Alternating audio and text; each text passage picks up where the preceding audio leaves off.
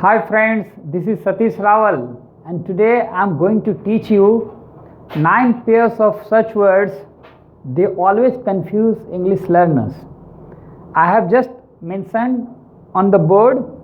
First I will read them out and then I'll tell the difference. The first one is to borrow and to lend. The second one is so and such. The third one is miss and lose. The fourth one is while and during. The fifth one is job and work. Remember and remind. Ago and before. Sensible and sensitive. Since and for. Okay, let me take the first one. To borrow. Normally people get confused between lending and borrowing. Actually, when you borrow something from someone, actually you take something for a very short period of time and you return it back. That is borrow. So suppose you take a loan from somebody, you borrow somebody's car or pen or anything else that you want to return it. Okay, so it is different from take and borrow. Take is different thing. Take you take forever or something like that. But when you borrow something, actually you are taking it for a long time and then you to return it. Lend is just opposite of that. You give someone for some time for some time, then you take it back. Okay, suppose if I lend this marker to my friend, okay, for a day or two, after that he will give me back. So that is I am lending it and that person is borrowing it from me.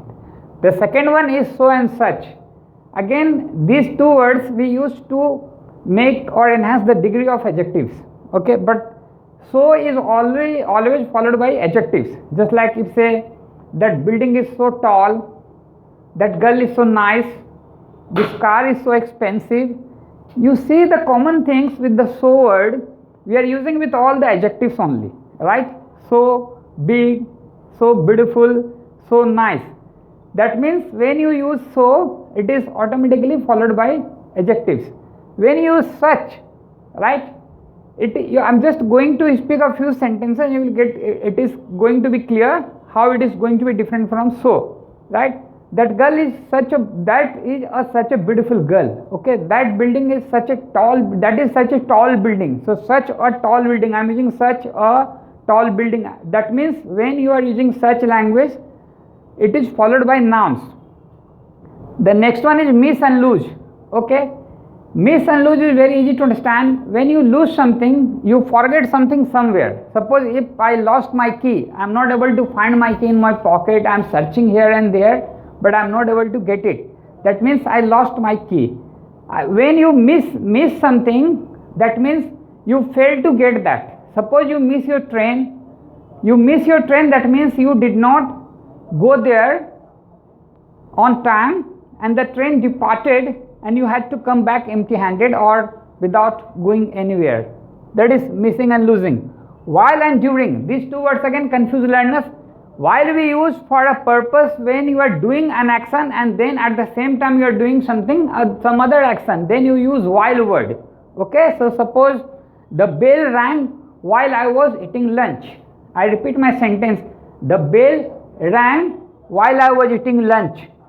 If I use during, you are saying something happened when you do something, right? Suppose you go to the cinema and there's an interval. During the interval, you buy popcorn or something and you enjoy that.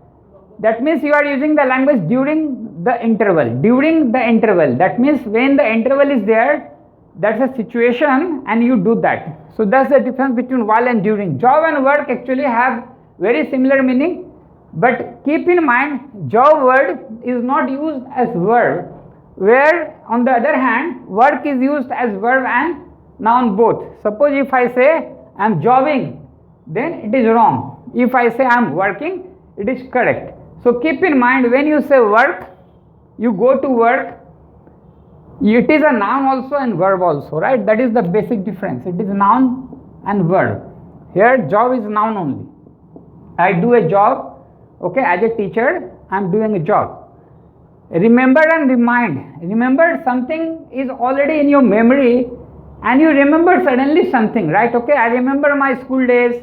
I remember one day my mother told me to do blah blah things. Okay, I remember. When you use remember word, actually that is already a part of memory.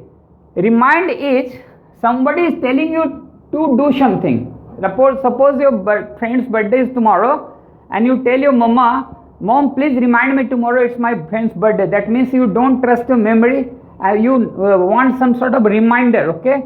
So even we have some sort of ready to use reminders on phones and laptops and computers nowadays, that because we are so busy and our mind is so busy and we may forget something, and that's why we use remind words. So this is the basic difference. Ago and before, both we are using for time period, okay? Ago mostly we are using with the past tenses, right? Okay, suppose I bought this marker 2 months ago. I bought this marker 2 months ago. Here I am using the word ago. Ago you are using for the past purpose, right? Okay, 3 days ago, 1 week ago, a month ago, a year ago, or something like that. Before, it's a point of time when you start there, okay? So suppose if I say, before I come here, I eat lunch. Before I come here, I eat lunch. So I am just pointing a time, that when I come here, before I take lunch. So before is, this is the difference between ago and sensible and sensitive. These are two adjectives actually, and so many people get confused between sensible word and sensitive word. Sensible has nothing to do with sensitivity. Sensitive people are highly emotional people. You know, when somebody is sensitive and you tell something wrong or you hurt them and they begin to cry also and they become sad because they are sensitive people. Sensible is something about senses. That means somebody is knowledgeable and his senses is good. Since and for we are using for the time clause again. Since we are using point of time. We are using point of time. Okay, suppose there is an institute and I teach there. If I say since 2015, I am using the language since 2015. I am just mentioning a point of time here. If I say the same thing in a different way, I have been teaching here for 5 years. Look here, I am using for 5 years. That's a period of time. Period of time. Period of time. So that's the basic difference between since and for, and most people get confused in using since and for.